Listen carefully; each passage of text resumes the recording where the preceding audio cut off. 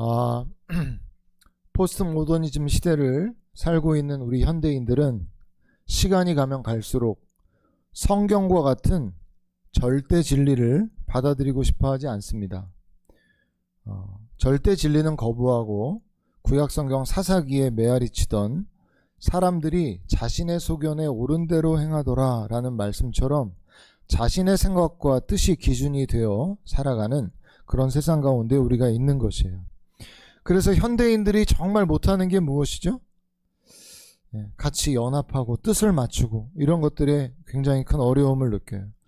자기가 원하는 바, 자신의 성향, 자신의 의견 이러한 것들이 진리가 되어서 자신이 원하는 대로 나아가는, 자신이 원하는 것이 다 답이 되는 그런 시대를 살아가고 있는 것이에요. 그래서 그 가운데 제가 느끼는 점점 시간이 가면서 제가 느끼게 되는 가슴 아픈 현실은 서로가 서로를 위해주고 사랑하는 그 공동체적 모습이 이 사회 가운데 실종되고 있는 것이 제가 느끼는 아픔 가운데 한 가지예요. 여기 물론 저보다 인생 선배님들이 계셔서 죄송하지만 제가 어린 시절 이야기 잠깐 하면 제가 어린 시절에 그 동네 어른들은 다 아버지들이셨고 다 어머니들이셨어요. 뭐 냉장고에 있는 김치도 어떤 김치는 앞집 김치고 어떤 김치는 옆집 김치고, 김치하면 이 집 저 집 다 나눠주고 뭐 이게 맛있는 거 있으면 나눠 먹고. 제가 한 번은 몸이 아파서 학교 조퇴를 했었는데 어떤 분은 저를 보면서 너 안색이 왜 이렇게 안 좋냐고, 너 어디가 이렇게 아프냐고 하면서 막 관심 가져주시고 막 이랬던 기억도 나고, 한편으로는 너 지금 학교에 있어야 될 시간인데 왜 지금 여기서 왔다 갔다 하느냐고 어른한테 혼나기도 하고.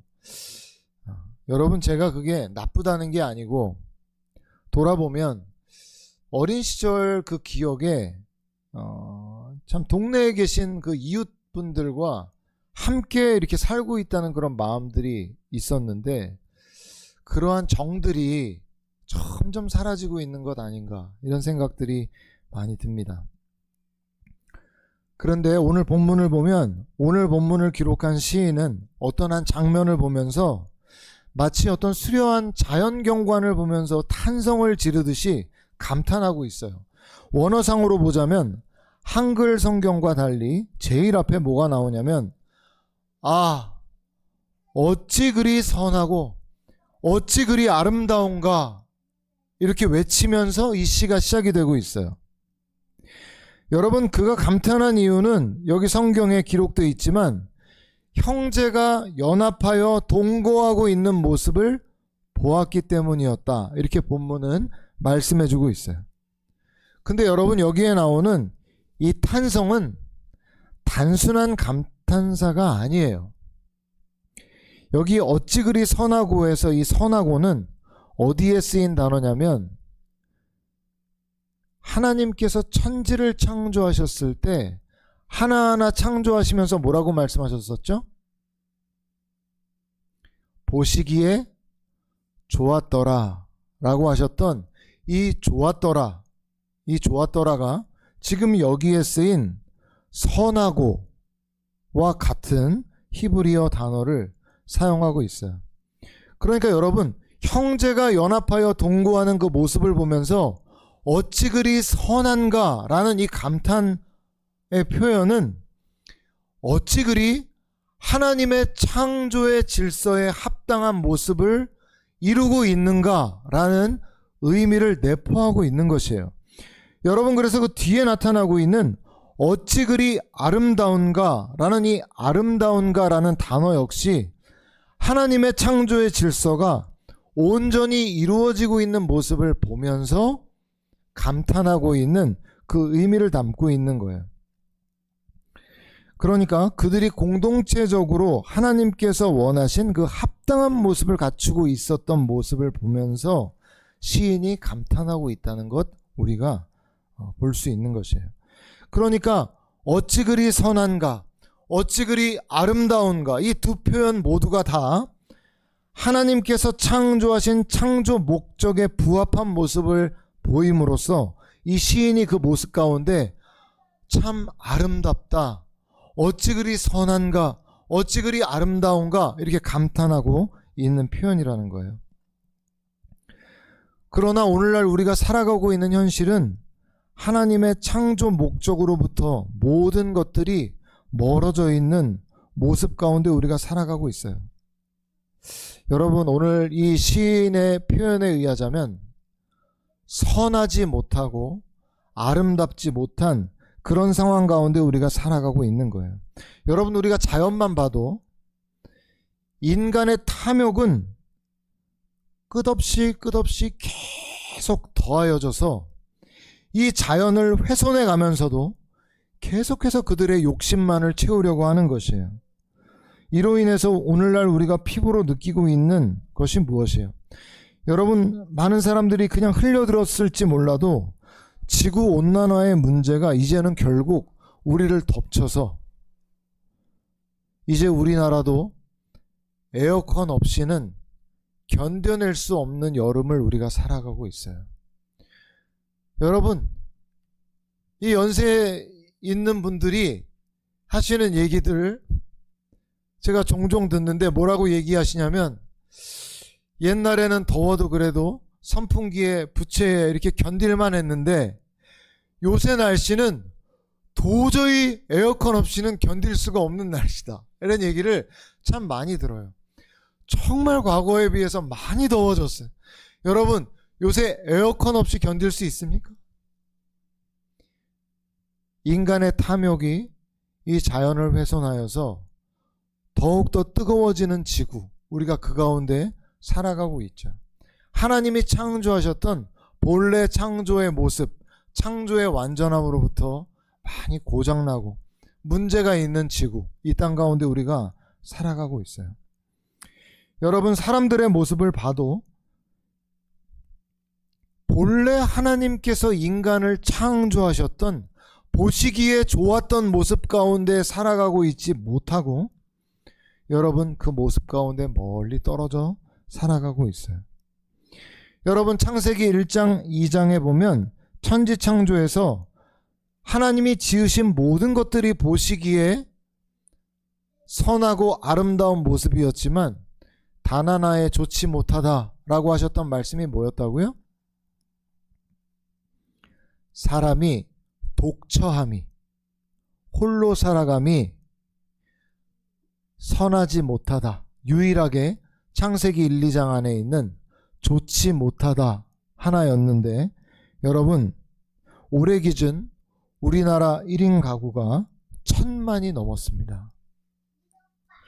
결혼하지 않고 있는 그런 젊은이들 뿐만 아니라 홀로 살고 있는 노인들, 이런 분들의 인구가 1000만을 넘었다는 거예요. 젊은이들의 경우에 결혼의 필요를 느끼지 못하고 자신이 경제력만 된다면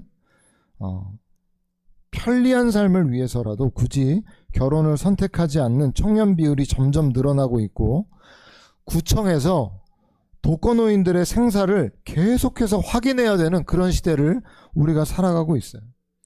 여러분, 옆집에서 누가 돌아가셔도 무슨 일이 일어났는지, 그분이 왜 안 보이는지 서로 궁금해하지도 않고, 어쩌면 궁금해해서도 안 되는 우리가 그러한 시대 가운데 살아가고 있는 것이에요.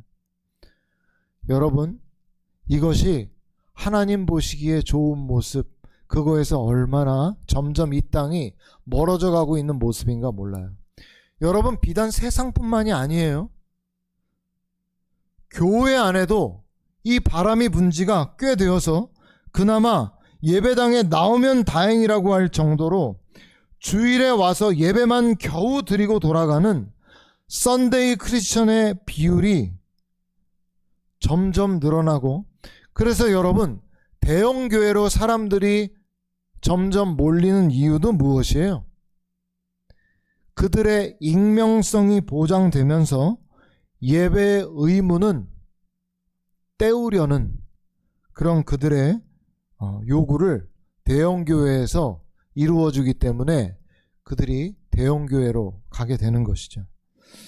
더욱 어려워진 것은 가나안 성도라 불리는 온라인 성도의 비율이 높아졌다는 것인데, 여러분 거의 추산하기를 150만에서 200만 사이에 교회는 나오지 않고 예배하는 예배자들의 비율이 그 정도의 숫자가 된다고 그렇게 파악하고 있어요. 여러분 과연 오늘 시인이 형제가 연합하여 동거하는 모습을 보면서 감탄하면서 와 어찌 그리 선하고 아름다운가 라고 이렇게 외쳤던 그의 감탄과 외침이 오늘날 교회들 안에, 성도들 안에 얼마나 외쳐질 것인가 생각하면 정말 회의적인 것이죠. 편리한 예배, 희생 없는 예배, 성도들 간에 서로 그리스도의 사랑으로 사랑하고 섬기는 형제 간의 연합, 하나님 안에서의 하나됨, 서로 어떻게든 연합되려고 하는 그러한 열정과 열심은 잃어버린, 그저 나 자신만 위하고 나와 하나님과의 관계만 좋으면 됐다는 이런 교회의 공동체성을 잃어버린 오늘날의 모습이 정말 시인이 오늘 감탄하고 있었던 이러한 감탄을 자아낼 수 있는가? 여러분 정말 회의적이지 않을 수 없는 것이에요. 여러분 그러면 시인은 왜 그렇게 감탄할 정도로, 그가 가던 길을 멈추고 그 모습을 보면서 그렇게 표현을 할 정도로 그 모습이 시인에게 어떠한 마음을 불러일으켰길래 그렇게 감탄했을까? 여러분 이 형제가 연합하여 동거하다, 여러분 이 말을 보았을 때 여러분 마음 가운데 떠올랐던 단어, 모습, 여러분 그러한 것이 무엇이었습니까 혹시? 저는 형제가 연합하여 동거함이, 이 말씀을 딱 읽었을 때 떠올랐던 단어가 코이노니아였어요. 코이노니아. 여러분 오늘날 코이노니아라고 할 때 많은 성도들이 오해하기도 하는데, 청년들은 함께 모여서 게임도 하고 놀고 이러면 코이노니아다 이렇게 흔히들 생각하고, 장년분들 중에는 서로 취미가 맞아서 서로 낚시도 좀 하고 등산도 가고 이러면 야 저기 코이노니아가 잘 이루어진다 이렇게 얘기하는데, 여러분 성경이 말하는 코이노니아는 단순히 그냥 취미가 맞고 자기와 성향이 맞는 사람들끼리 그저 모여서 노는 것만을 코이노니아라고 말하는 것이 아니에요.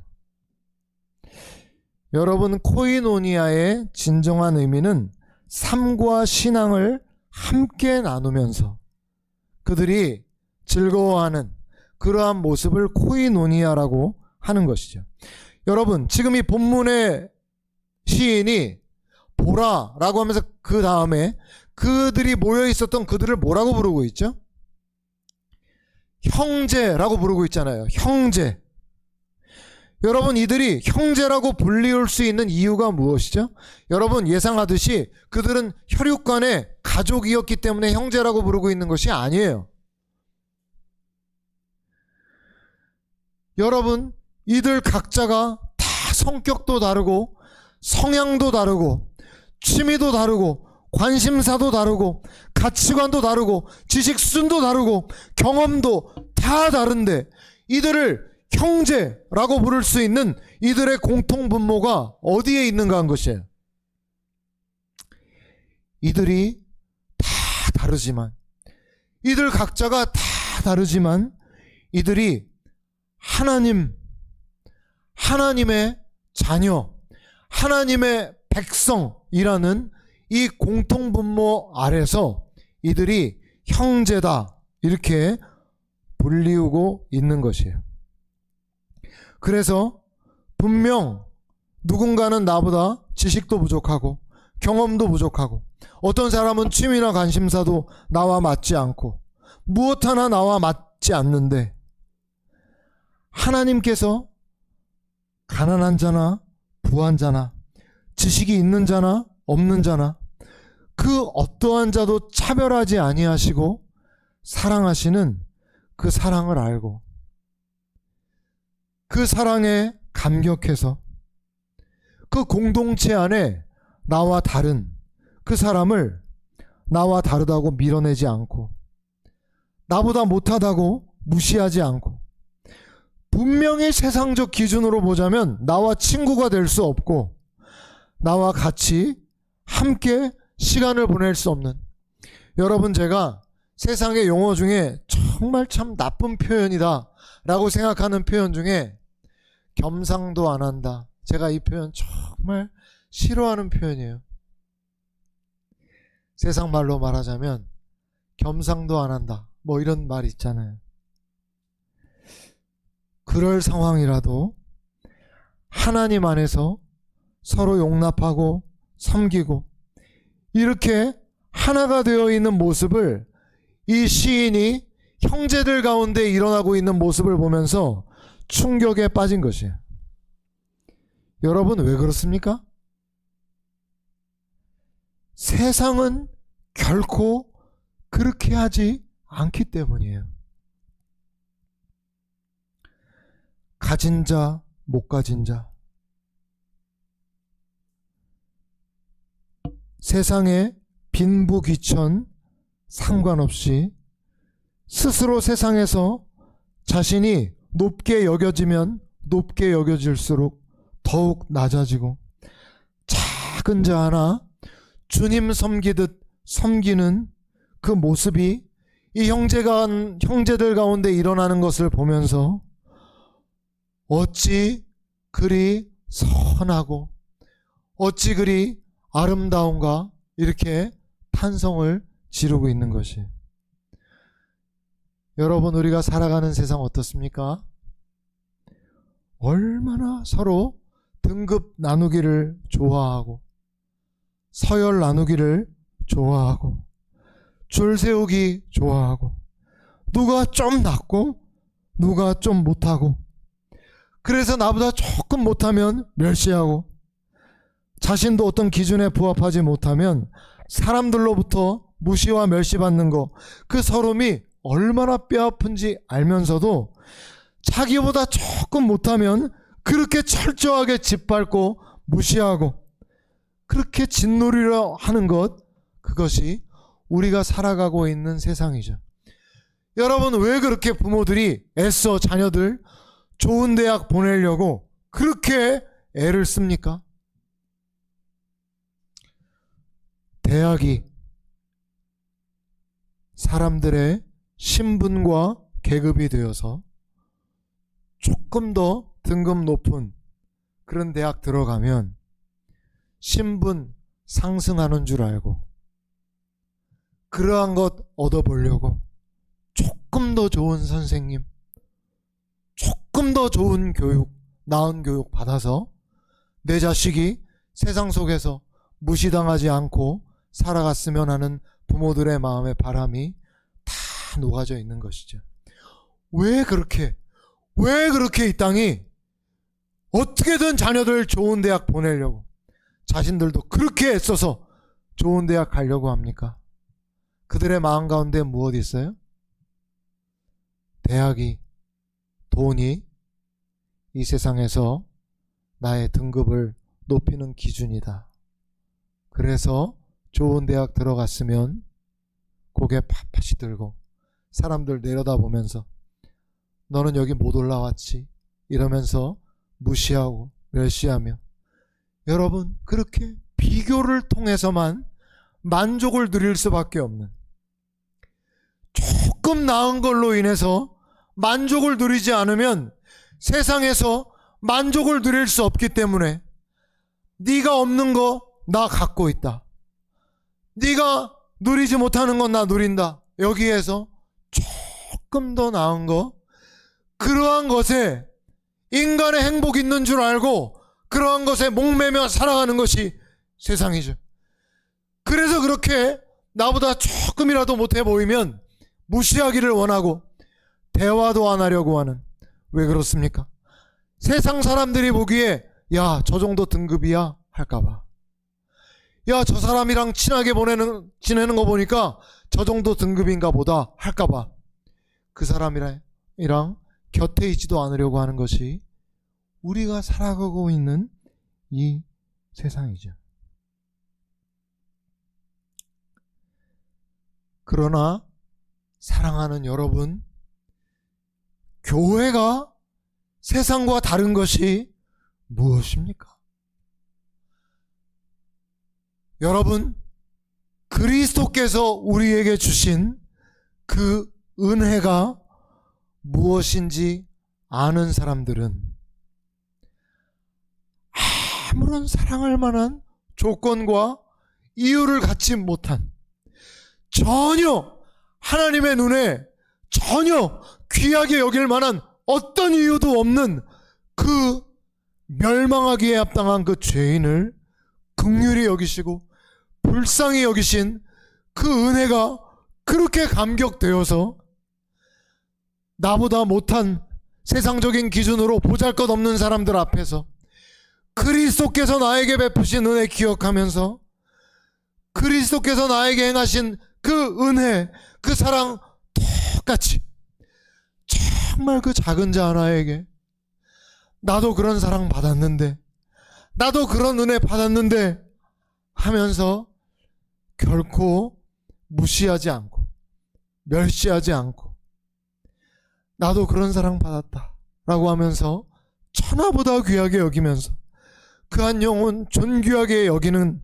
그러한 모습들이 교회 안에 일어날 때 시인이 감탄했던 감탄이 동일하게 오늘날 교회를 보며 일어나게 되는 것이죠. 정말 가슴 아프게 교회들 안에 그러한 모습 이뤄가고 있는 것 점점 보게 돼요. 교회도 세상과 다름이 없어서 나와 소위 레베루가 맞아야 좀 더 마음 열어 교제하고, 나랑 레베루 안 맞으면 아 그래요? 하고 쌩 하고 지나가 버리고, 낮은 자, 약한 자가 여전히 교회 안에서 소외되고 멸시를 당하고,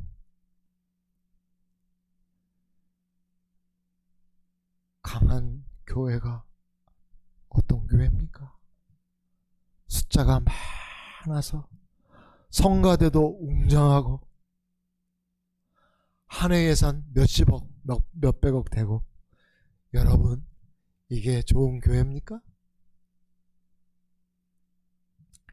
작은 자 하나, 정말 작은 자 하나, 내가 세상적으로 보면 전혀 그 영혼에게 다가갈 이유 없는데 주님께 받은 사랑이 너무 고마워서 내가 어떻게 이 사랑을 내가 그냥 나만 받고 있나 싶어서 교회 안에서 그러한 영혼들에게 막 다가가서 그 영혼 섬기고 사랑해내고 품어내고, 이런 교회가 어떤 교회입니까?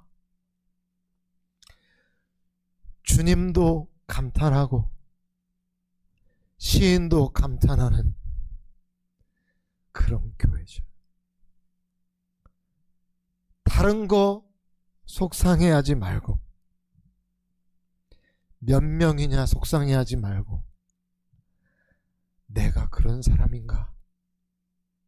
진짜 나는 나와 수준이 맞고 내가 좋아하는 사람들과만 교제하고 싶고 이런 거 아니고, 내가 진짜 나랑 성향도 안 맞고 저 사람은 나한테 상처도 많이 줬던 사람인데 너 아웃이야 이렇게 안 하고, 내가 너한테 내가 나쁜 말은 안 하지만 내가 너와 진정한 성도의 교제를 나눌 수는 없어 이렇게 마음으로 딱 선 긋지 않고,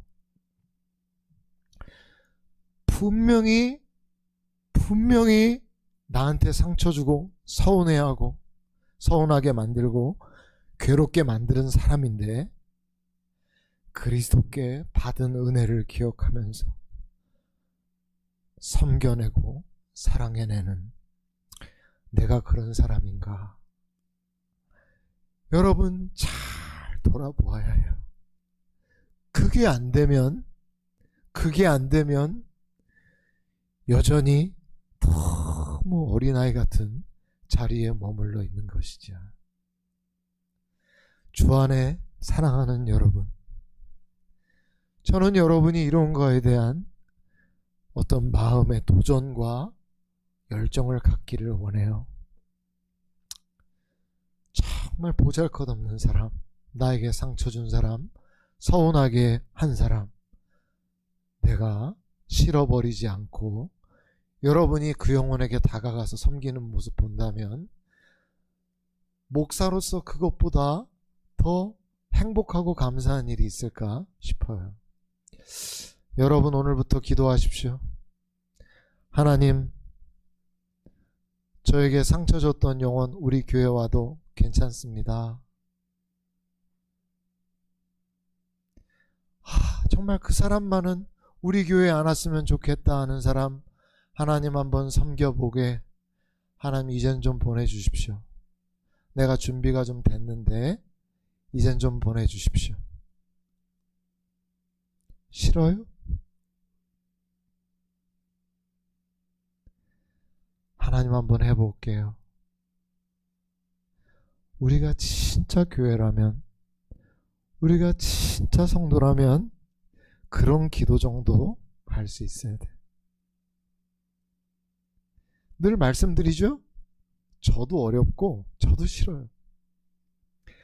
나도 나랑 대화가 더 잘 되고 나도 더 나랑 친한 사람이 있죠. 왜 없어요? 나도 그런 사람이랑 더 많이 얘기하면 즐거워요, 여러분.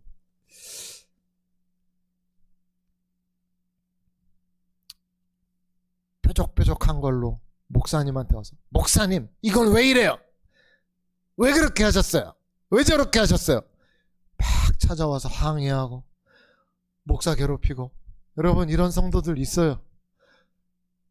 놀랍게도 여태까지 사역했던 교회들에서 보면 참 놀랍게도 그런 분들이 모양만 다르지 아주 비슷한 얘기들을 하는 그런 분들이 있어요. 목회자를 힘들게 하고 이런 분들이 있는데, 그래서 하나님 저것만 없으면 괜찮을 것 같은데 이런 마음들이 저는 왜 없겠어요? 근데 여러분 그러한 성도 밀어내지 않고 어떻게든 품어내고 사랑해내고, 여러분 그러면 하나님이 저에게 다른 거 잘했다 안 해도 제가 그런 영혼 이렇게 품어내고 그러면 아이고 그래도 전 목사 예전보다 조금 나아졌네 이러면서 하나님이 저한테 등도 좀 두드려 주시는 것 같고 이런 마음 들어요.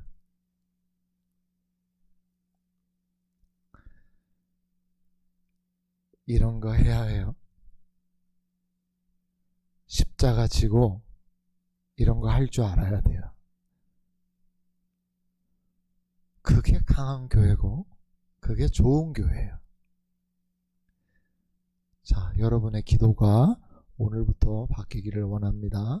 하나님, 저한테 상처 제일 많이 준 아무개 보내주셔도 제가 한번 해보겠습니다.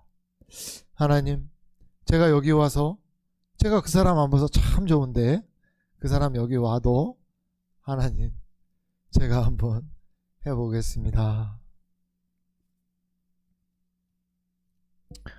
여러분이 그 사람 녹여내고 사랑해내고 품어내면 시인의 감탄이 우리 교회에 울려 퍼지기 시작합니다. 천군 천사의 외침이 울려 퍼지기 시작하죠. 여러분 여기에 주고 있는 형제가 연합하여 동거함이가 주는 또 한 가지 아주 중요한 가르침이 또 하나 있어요. 그게 뭐냐면 바로 이 모습이 하나님께서 공동체를 세우신, 공동체로 모이게 하신 그 합당한 하나님의 목적이라는 거예요. 여러분 아까 제가 분명히 이들은 각각 자신들의 취미도 성향도 가치관도 모든 것들이 다 다른 사람들이라고 말씀드렸어요. 여러분 그리고 이들 안에 분명히 자기들 안에 일어나는 죄성이 작동하고 있었을 것이에요. 근데 여러분, 이들이 어떻게 연합하여 동거할 수 있었을까요? 연합하여 동거하는 힘이 어디로부터 나왔겠어요? 오직 이들에게 기준되는 하나님의 말씀이 이들 안에 이들을 움직이는 힘이 되자 이들 안에 있는 그 각자의 다양성들이 서로를 배척하고 밀어내는 이유가 되는 것이 아니라 그 각자의 다양성이 말씀 안에 조화를 이루게 되는 그 역사로, 하나님의 역사로 일어나게 되는 것이에요. 그래서 이 조화는 단순히 눈으로 보기에만 좋아 보이고 아름다운 것이 아니라 하나님 나라 공동체를 더욱 견고히 세우고 온전히 세울 수 있는 그런 근거가 되는 것이에요. 여러분, 그래서 교회에 있어서 고린도전서나 에베소서나 로마서 같은 이 성경의 은사를 말씀하시면서 교회를 설명하는 이유가 무엇이죠? 교회의 머리가 누굽니까? 예수 그리스도이시죠. 그죠? 그리고 우리 교회는 예수 그리스도의 몸이라고 설명하고 있어요. 우리 각자가 모두가 서로 받은 각양의 은사대로 서로 섬기고 도움으로써 교회 공동체를 더욱 온전히 세워가는 것, 이것이 오늘날 주님이 교회 공동체를 세우신 이유와 목적이라는 거예요. 그래서 여러분, 은사하면 성도들이 되게 신비로운 은사만 이렇게 바라보면서 그게 대단한 것처럼 생각해요. 그래서 뭐 예언이나 병고침이나 귀신을 쫓아내는 은사나 뭐 이 정도 있어야 은사 아닌가 이렇게 생각하지만 그 외에 많은 은사가 있어요. 여러분, 그래서 위로의 은사가 있고 섬김의 은사가 있고 가르침의 은사가 있고 권위하는 자가 있고, 여러분, 이렇게 각양 다양한 은사가 있는 거예요. 여러분, 그래서 교회는 결코 홀로 존재할 수 없다는 것이 아주 중요한 점이에요. 여러분, 왜 그럴까요? 한 사람이 각자 안에 모든 은사를 다 품고 있는 사람은 지상에 아무도 없어요.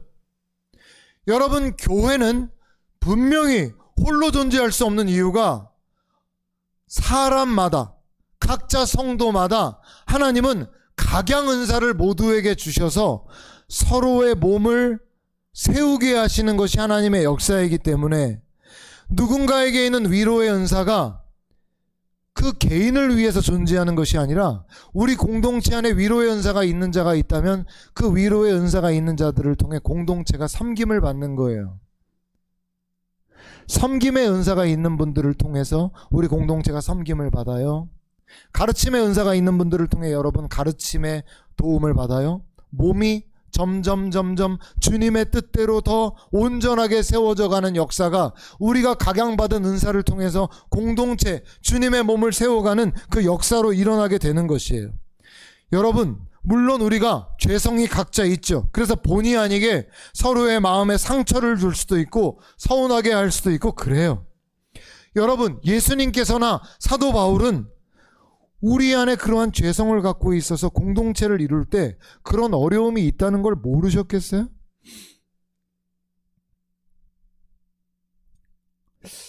여러분, 분명히 공동체 안에는 우리의 죄성과 연약으로 말미암아 서로 상처를 주거나 어려움을 주는 일들이 분명히 있어요. 여러분, 그런데 오늘 시인은 형제가 연합하여 동거하고 있다 이렇게 말하고 있죠. 여러분, 우리 안에는 각자 갖고 있는 아주 뾰족뾰족한 죄성들이 있어서 가까이 가면 찔러요. 서로 찔리고 찌르기도 하고 이러면서 서운하게 하고 상처 주고 하는 거 분명히 있는데, 그리스도 안에서 연합되는 것이 하나님의 뜻인 줄 알고 그걸로 남들을 찌르는 것이 아니라 자기를 깎아내는 것이죠. 분명히 나랑 스타일 안 맞고 때로는 같이 있고 싶지도 않고, 그렇지만 그럼에도 불구하고 주님이 우리를 한 공동체로 부르신 이유를 알고 우리 각자의 은사가 서로를 도와주면서 조화를 이루는 순종을 행하는 거죠. 여러분, 그 일이 주님의 몸을 온전히 세워가는 과정인 줄 알고 그 일로 함께 나아가는 것이에요. 그래서 강력한 공동체, 아까도 말씀드렸지만 아까 말씀드린 제가 말했던 특징이 뭐였어요?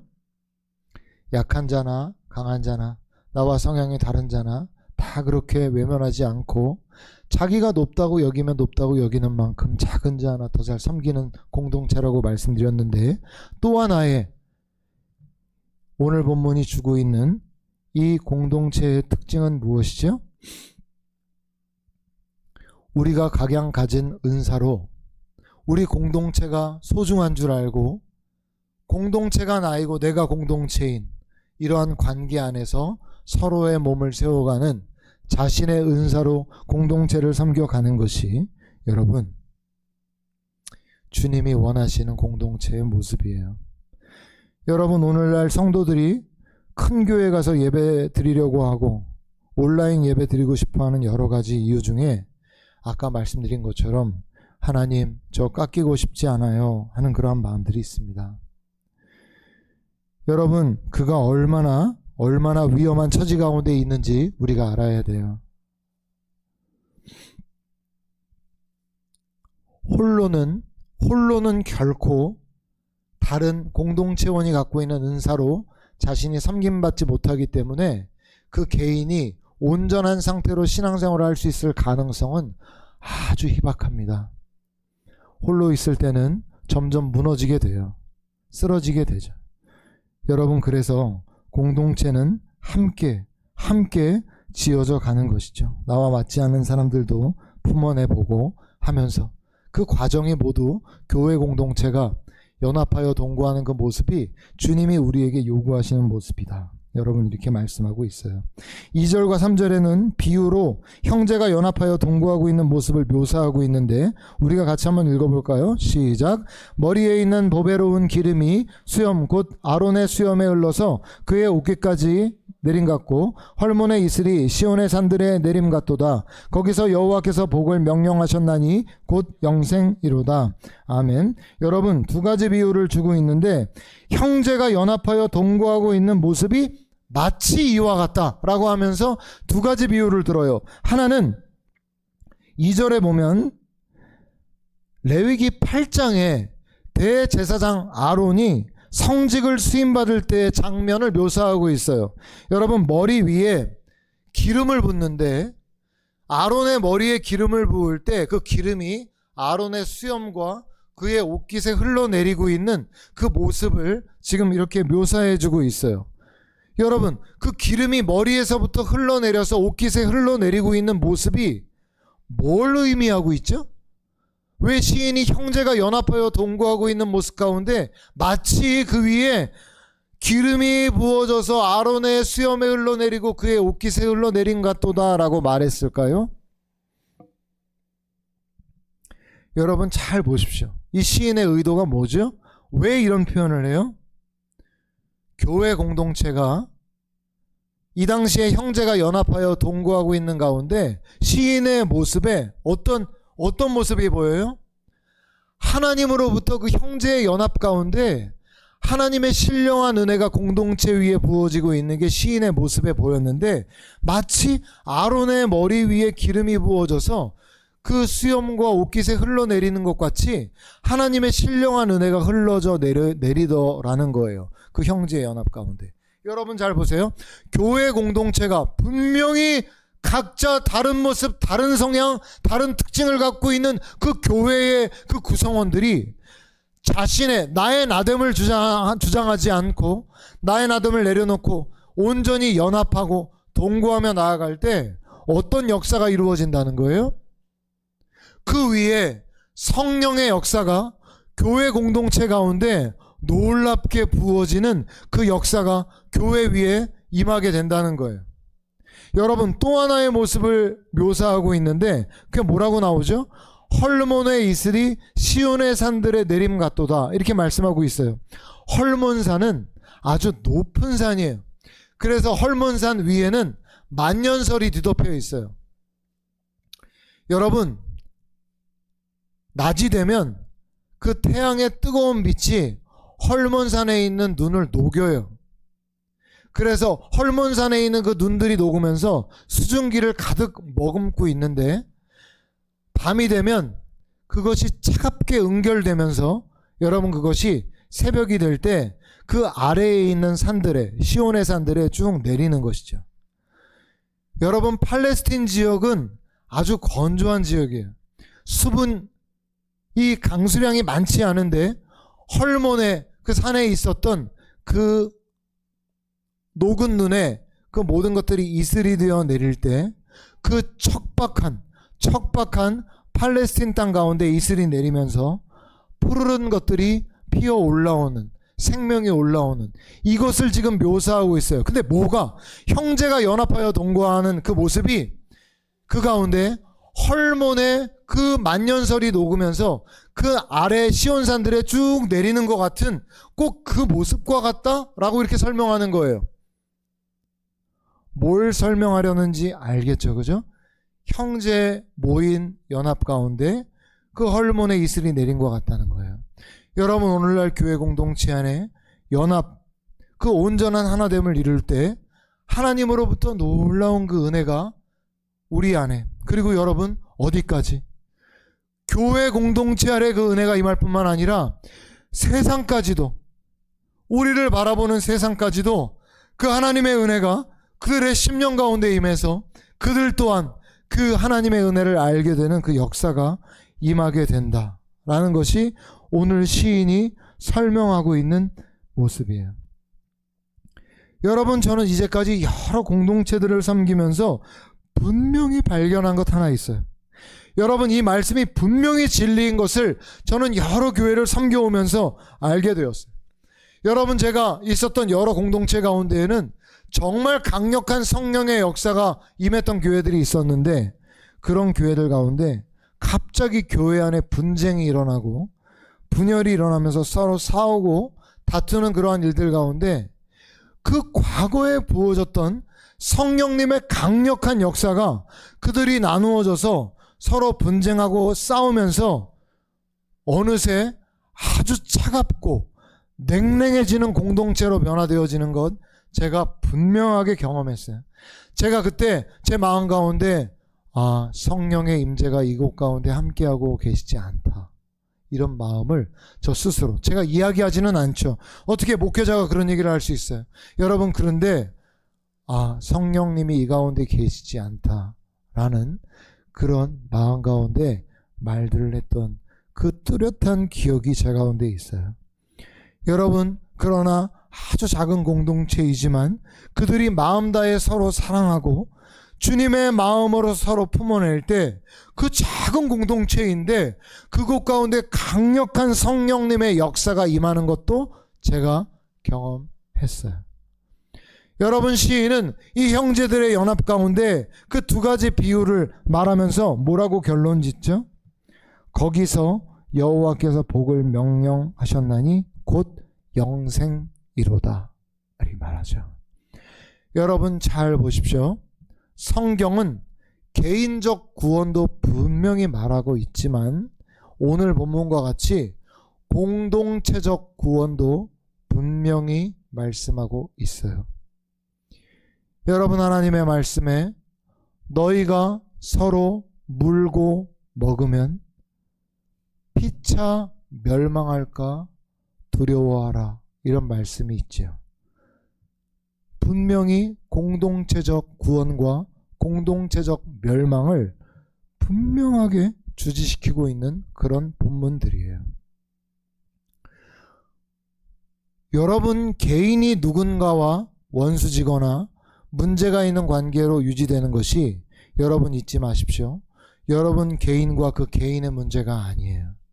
왜냐하면 우리가 하나의 몸을 이루고 있기 때문에 그래요. 여러분이 누군가와 원수되고 여러분이 누군가와 연합되지 못할 때 그건 공동체의 깨어짐이 된다는 거 기억해야 돼요. 여러분이 정말 연합하고 화합하기 어려운데 그리스도 안에서 그 영혼을 품어내고 용서할 때 여러분 그 연합은 여러분과 그 사람의 연합이 아니라 공동체적 연합이 된다는 걸 기억해야 돼요. 주 안에 사랑하는 여러분, 우리가 죄성을 가지고 살아가는 가운데 정말 어려운 것 중에 하나가 무엇이죠? 내 마음에 당신은 아웃이다. 여러분, 여기에서 그 사람 다시 마음에 품어내는 거 정말 어려운 일이에요. 저도 알아요. 그게 얼마나 어려운 일인지. 그러나 주님이 그것을 우리에게 오늘 요구하고 계십니다. 여러분은 우리가 어떤 공동체가 되기를 원하십니까? 나와 성향이 맞고 나와 가치관이 맞는 사람들, 그러한 사람들만 품어내고 그러한 사람들과만 함께하는 공동체 되기를 원하십니까? 여러분, 주님의 교회는 결코 그런 모습이 되어서는 안 됩니다. 분명히 나와 다르고 분명히 내가 좋아하는 성향이 아닌데 그래도 사랑해내고 품어낼 때 시인의 감탄과 하나님의 감탄이 울려 퍼지는 교회가 되는 것이죠. 교회로 모인 것 자체가 완성이 아니에요. 두 사람이 부부가 되어 사랑의 결실이 이루어진 게 아니라 사랑의 시작이 된 것처럼 이제 두 사람은 사랑을 배워가야 되는 것처럼 교회도 모인 것 자체로 완성이 아니라 이제 나와 다른 사람을 품어내고 사랑해내는 일들을 행하면서 더 완전한 공동체, 더 성숙한 공동체, 그래서 시인의 감탄만이 아니라 하늘에서 하나님이 감탄하는 공동체로 나아가는 것이 오늘 우리가 가야 할 방향이라는 거. 여러분, 그것 잊지 아니하시고 마음에 그 사명 품고 하나님, 내가 나를 버리고 그 사람 품어내 보겠습니다. 이러한 사랑으로 연합하여 동거하는 이 일을 이루어내는 저와 여러분들이 우리 주님의 교회가 되시는 축복이 우리 가운데 임할 수 있게 되기를 주님의 이름으로 간절히 바랍니다. 우리가 같이 결단 카드에 결단의 내용 쓰시고